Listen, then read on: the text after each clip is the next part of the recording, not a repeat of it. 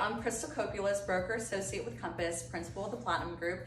Today I'm with Mindy Halford, Senior Vice President of Residential Escrow at our very favorite Heritage Title. Thank you, Crystal. I am Mindy Halford, like she said, Senior Vice President Residential Escrow. I've been with Heritage since 2005, but I've been in title for 17 years. Amazing. Today we are here to talk about all things escrow. Mindy, can you kind of explain what the escrow process is and what the title company does?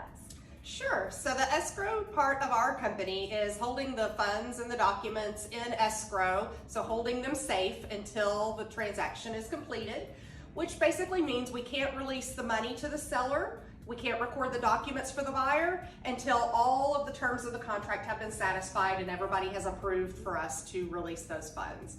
The other part of the title company is the title part, where we ensure the title to the buyer and the lender, that there are no other owners out there who haven't joined in on the transaction to sell the property, and no other liens that need to be paid off to transfer title.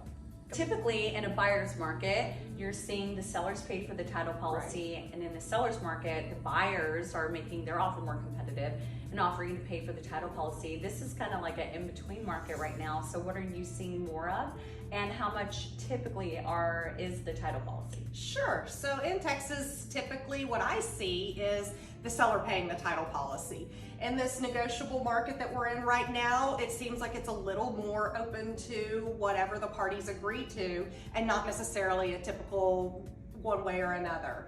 In Texas, you can kind of estimate the standard title policy fee will be around 1% of the sales price, but there is a complicated math problem that you have to do to calculate the actual title policy, and we're happy to do that for you. There's also a calculator on our website. Okay, got it. So on average, about 1%, give or take. Correct. Okay, yeah. Great. So two important parts of the contract are the earnest money funds and the option funds. Mindy, can you explain those a little bit to us? Sure. The earnest money and option money come in when the contract is executed. I believe, you can correct me, the contract requires them to turn it in within 3 days.